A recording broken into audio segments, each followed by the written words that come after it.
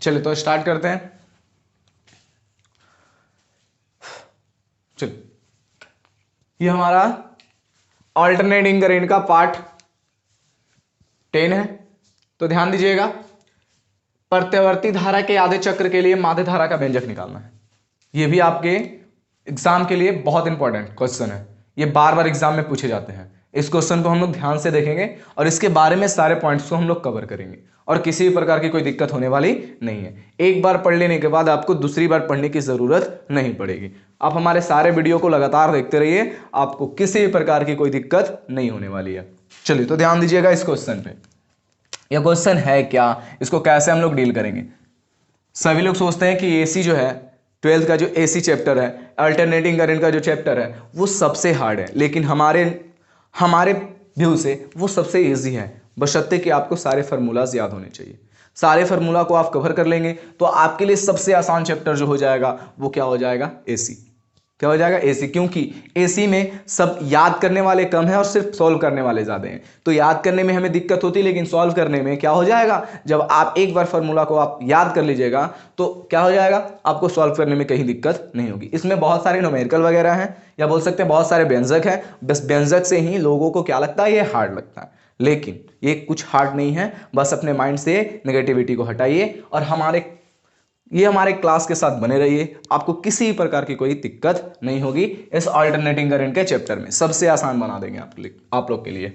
तो ध्यान दीजिएगा, प्रत्यावर्ती धारा के आधे चक्र के लिए माध्य धारा का व्यंजक निकालना है। क्वेश्चन तो बहुत सोचने में लग रहा है कि कैसे बनेगा, लेकिन क्वेश्चन बहुत ईजी है। तो ध्यान दीजिएगा, सबसे पहले बोला गया है यहां पर, ध्यान दीजिए किसका मान निकालने के लिए, माध्य धारा का। तो माध्य धारा कहने का मतलब, हमने अभी निकाला था औसत धारा। औसत का कहने का मतलब क्या होता है, मिडिल पॉइंट। औसत मान लीजिए कि 2 4 6, इसका औसत क्या हो जाता था, मिडिल 4। उसी तरह हम लोग बोल सकते तो मिडिल है तो हम लोग माध्य भी तो बोल सकते हैं ना। तो बस क्वेश्चन को घुमाया जाएगा कि आपको तो हमने पढ़ा है औसत, लेकिन क्वेश्चन पूछ देगा क्या, माध्य।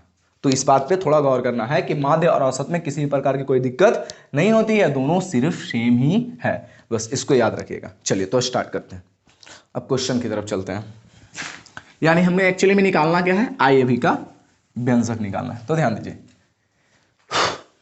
एक बात और ध्यान देना है कि आधे चक्र के लिए बोला गया है, पूरा चक्र घूमने में कितना टाइम लगेगा, टी, तो आधे चक्र घूमने में कितना टाइम लगेगा, T/2। बोलिए, मान लेंगे कि माना कि पूरा चक्र घूमने में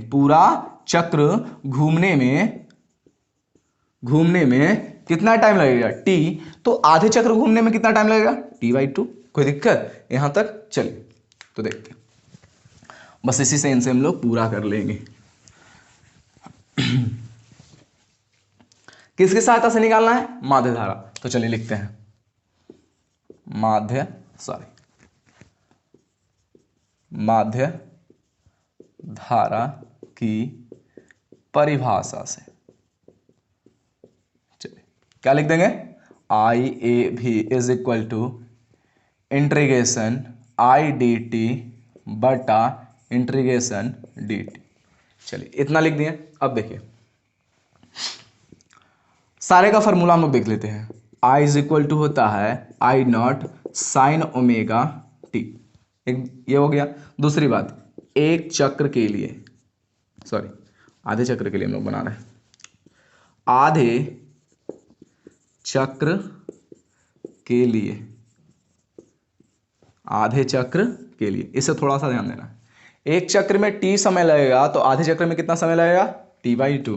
तो आधे चक्र के लिए लिख सकते हैं, यदि एक चक्र में टी टाइम लगेगा, टी समय लगेगा तो आधे चक्र में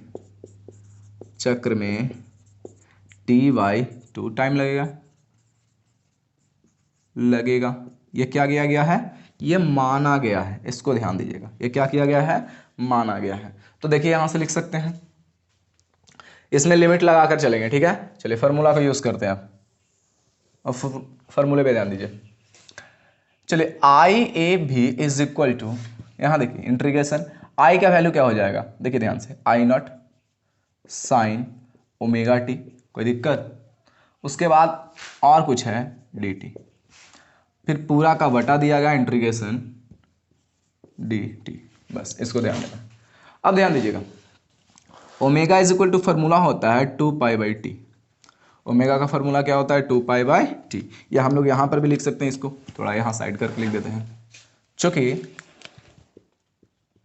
omega is equal to 2π/t, 2π/t, omega is equal to 2π/t। तो ध्यान दीजिए, अब उसी को हम लोग सॉल्व करेंगे। तो I/A/B is equal to integration I0 sine 2π/t into t small t formula वाला इंटू dt। इसमें कोई दिक्कत है? हम लोग अभी इसको ये वाला भी रख कर चल सकते थे और इसको हटाकर भी चल सकते थे, ठीक है। चलिए, इसको अभी रख के चल रहा है, आप लोग हटा के भी चल सकते हैं, लास्ट में इसका फार्मूला या बोल सकते हैं लास्ट में इसका ओमेगा का वैल्यू डाल सकते थे। चलिए, तो पूरा का बटा क्या हो जाएगा इंटीग्रेशन dt। चलिए, तो अब देखिए क्या होगा, I/A/B तो सबको समझ में आ रहा है कि इसको लिखना पड़ेगा। अब देखिए, I0 को हम बाहर निकाल दे रहे हैं और जिसके साथ d वाला है उसको सारे टर्म को क्या करेंगे, इंटीग्रेट करेंगे। तो ध्यान दीजिएगा, जैसे ही देखिए अब बचा क्या, sign 2π/t, sorry capital T है, एक मिनट कुछ और छूटा हुआ है, कितने चक्र के लिए है, आधे चक्र के लिए ना। तो आधे चक्र में t/2 यानी 0 से कहाँ तक जाएगा, t/2 टाइम तक समय लगेगा, यहाँ छूटा हुआ है t/2। फिर देखिए यहाँ पर भी t/2, 0 से कहाँ तक, t/2 तक। फिर देखिए यहाँ पर भी t/2 कहाँ तक, 0 से t/2 तक। फिर यहाँ देखिए t/2 0 से t/2 तक, यानी कि हमें ये लेकर चलना था जो हम छोड़ चुके थे। चलो ध्यान दीजिए, तो यहाँ क्या हो जाएगा, t/2 कहाँ से, 0 से। अब पूरा, अब देखिए क्या है, इंटू t इंटू dt, पूरा का बटा लेकर चलेंगे तो इंटीग्रेशन हो जाएगा dt, यहाँ क्या लिखेंगे, t/2 कहाँ से कहाँ तक, 0 से t/2 तक। चल, यहाँ तक समझ में आया? तो चलिए आगे देखते हैं। अब इसे आगे सॉल्व करेंगे, इधर वाला हम लोग मिटाते हैं।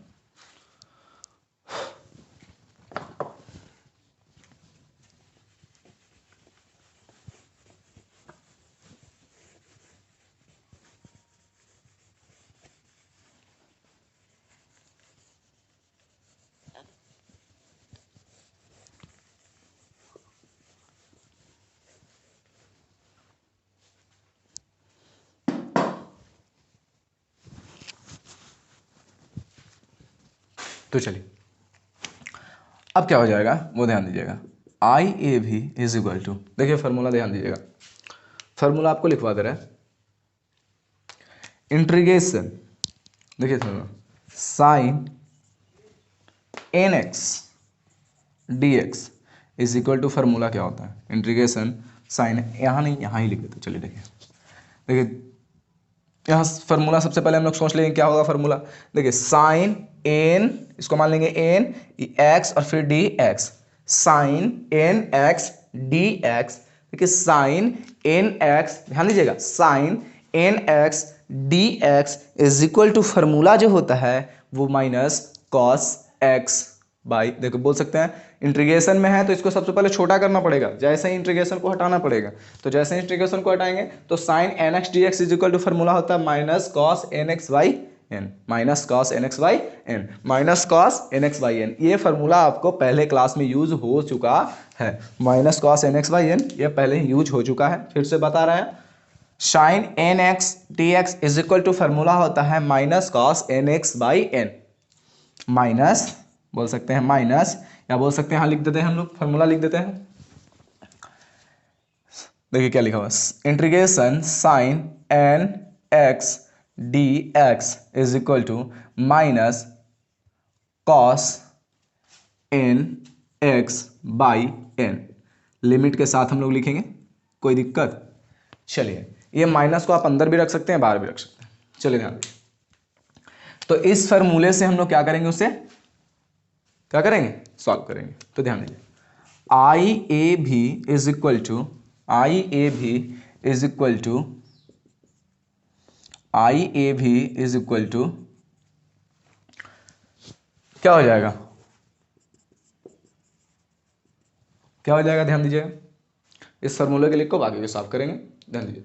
I A B is equal to I not, minus है बाहर निकाल दिए, इसको क्या करेंगे इंटीग्रेशन से क्या कर देंगे, अब बड़ी वाली कॉस्ट में डाल देंगे, क्यों इंटीग्रेशन हटा रहा है, कॉस हो जाएगा।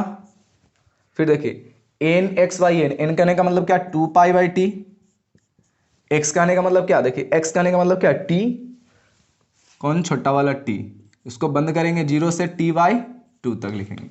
उसके बाद पूरा का बटा क्या है, dt, dt को भी सॉल्व कर देते हैं, इंटीग्रेशन dx बराबर x होता है, लिमिट के साथ लिखेंगे dt, सॉरी x होगा ना, x करने का मतलब क्या, t, लिमिट के साथ लिखेंगे t/2, upper limit lower limit कितना 0। चलिए बाकी को साफ करते हैं।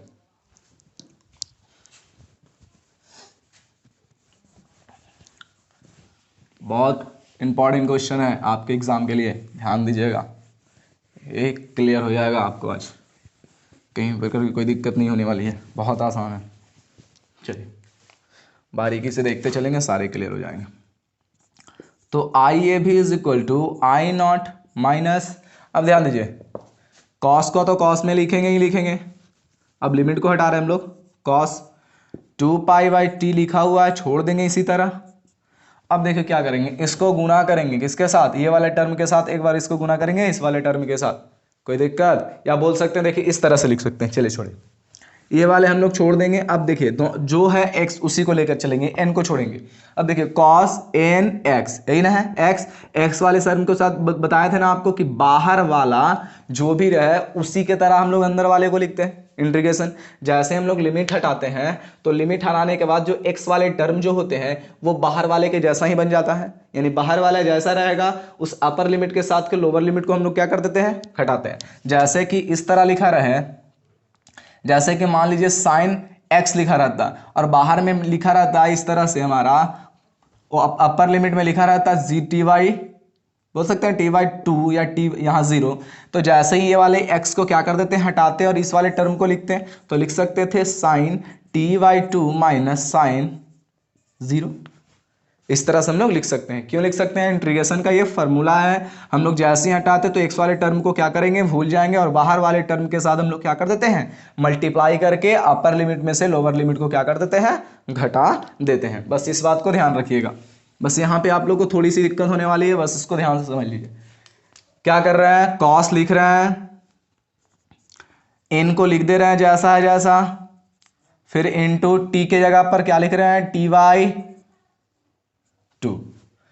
फिर देखिए माइनस कर रहे हैं, फिर कॉस लिख रहे हैं, फिर n लिख रहे हैं, n लिखने के बाद इंटू क्या कर दे रहे हैं, 0, ऐसे बंद कर दे रहे हैं, और बटा में क्या कर रहे हैं, इसे देखिए 1 मिनट, यहाँ फार्मूला में हमने क्या छोड़ा, nx/n, n को हम लोग छोड़ा था, n क्या है हमारा 2π/t, तो 2π/t को हम लोग यहाँ लिखेंगे। अब ध्यान दीजिए यहाँ क्या हो जाएगा, जैसे ही इसे सॉल्व करेंगे तो t/2 माइनस 0 हो जाएगा ना, इसको छोड़कर बाहर वाले टर्म के जैसा रहता वैसा ही, इंटू 2π/t। अब इसे जैसे ही हम लोग सॉल्व करेंगे तो ध्यान दीजिए अब बचा नहीं है कुछ, ध्यान दीजिएगा, देखिए सॉल्व करते हैं। I A B is equal to minus I naught cos, देखिए टी से टी खत्म, बताइए खत्म हो गया ना। अब बताइए कॉस 180 डिग्री का वैल्यू -1, कॉस 180 डिग्री का वैल्यू कितना होता है, -1 होता है, तो लिख सकते हैं -1। उसके बाद ध्यान दीजिए माइनस फार्मूला वाला, फिर देखिए cos 0 से मल्टीप्लाई करेंगे तो 0 नहीं, cos 0 का वैल्यू कितना हो जाएगा 1, बंद कर देंगे, पूरा का बटा देखेंगे तो इसे सॉल्व करते हैं, t/2 माइनस 0 इंटू 2π/ कितना लिखेंगे t, तो t से t 2 से 2 कितना बचा, बताइए कितना बचा, अब इसे 0 हटाएंगे, सॉरी कितना बचा 180 बचा, या लिख सकते हैं इसे आई A B is equal to minus, और देखिए माइनस माइनस कितना हो गया, माइनस माइनस यानी -1 -1 -2, -2 से साथ माइनस आई नोट को मल्टीप्लाई करेंगे तो क्या हो जाएगा क्या हो जाएगा, वो हमारा 2 हो जाएगा, यानी 2I0 बटा क्या हो जाएगा, पाई।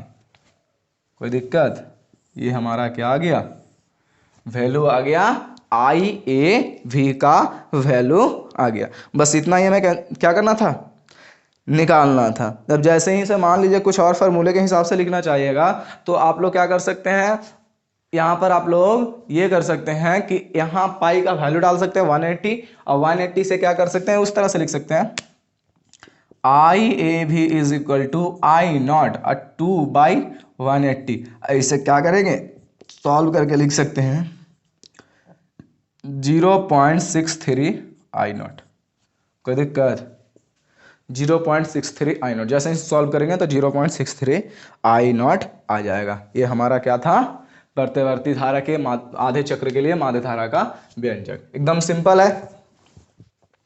क्या कर दिया हम लोग, कुछ नहीं, बस ये फार्मूला पर यहाँ से याद करना था, इस फार्मूले पे क्या करना था, ढाल देना था। कहने का मतलब फार्मूला पे हमेशा याद रखना है कि sin nx dx is equal to minus cos nx by N. उसी तरह से हमने सॉल्व किया, आइए भी I0 कॉस n के जगह पर 2π/t था, लिख दिए, इंटू लिख दिए, t लिख दिए, क्योंकि t हमारा फार्मूला में था, और t/2 लोअर लिमिट तो शुरू से चल रहा है कि 0। अब देखिए यहां पर n के जगह पर क्या लिखना था, 2π/t, तो 2π/t n हमारा ये वाले टर्म n है, तो इसको हम लोग क्या कर दिए, नीचे लिख दिए। उसके बाद जैसे ही इसे सॉल्व किए तो IAB is equal to I0। अब देखिए सॉल्व करते हैं तो क्या बताए थे, ये x वाले टर्म है उसे हम लोग भूल जाएंगे, जो बाहर में लोअर लिमिट और जो बाहर में अपर लिमिट, जो बाहर में लोअर लिमिट और जो बाहर में अपर लिमिट, उसी के साथ हम लोग इसे क्या कर देते हैं, घटा देते हैं। तो क्या कर दिए, cos nx के जगह पर क्या लिखें, t/2, एक बार अपर लिमिट माइनस कर दिए, cos nx के जगह पर 0 माइनस करके क्या कर दिए, घटा, दोनों को क्या कर दिए, माइनस कर दिए, किससे, अपर लिमिट में से लोअर लिमिट को गुना करके हम लोग बारी बारी से घटा दी।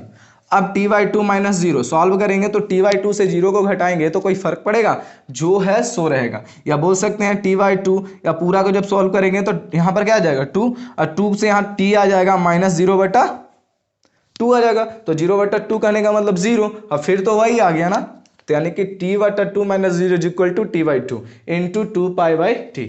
सॉल्व किए हैं तो देखिए 2 से 2 कैंसिल, t से t कैंसिल, बचा पाई, तो पाई बचा, तो IAB is equal to minus I0 pi 180 कहने का मतलब है cos 180 का वैल्यू होता है -1, और फिर देखिए माइनस है, cos 0 का वैल्यू सिर्फ 1, फार्मूला वाला -1। अब देखिए t से t खत्म, 2 से 2 खत्म, बचा नीचे में क्या, पाई। अब लिख सकते हैं IAB is equal to 2 minus minus -2 -2 minus से गुना करेंगे तो सिर्फ प्लस हो जाएगा, या लिख सकते हैं 2I0 बाई पाई, या आप इसे इस तरह से लिख सकते हैं IAB is equal to, sorry यहाँ पर दो ए लिखा गया था, IAB is equal to 0.63 I0। यहाँ से आप लोग क्या कर लीजिएगा, माध्य धारा का व्यंजक हम लोग आप लोग निकाल लीजिएगा। अब ध्यान से देखिएगा, कहीं आपको कोई दिक्कत हुई होगी तो वीडियो को दोबारा देखिए, आपको सारे कॉन्सेप्ट क्लियर हो जाएंगे। आपके लिए बहुत सिंपल कंटेंट लाया जा रहा है, सिंपल फॉर्मूला है, सिंपल तरीका से आप लोग समझिए इसी को, और फिजिक्स के सारे चैप्टर को सिंपल तरीके से समझिए, किसी प्रकार की दिक्कत होने वाली नहीं है।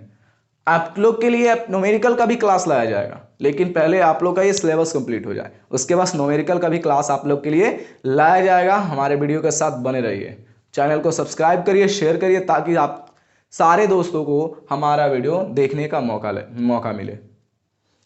तब तक के लिए धन्यवाद, आपका दिन शुभ हो।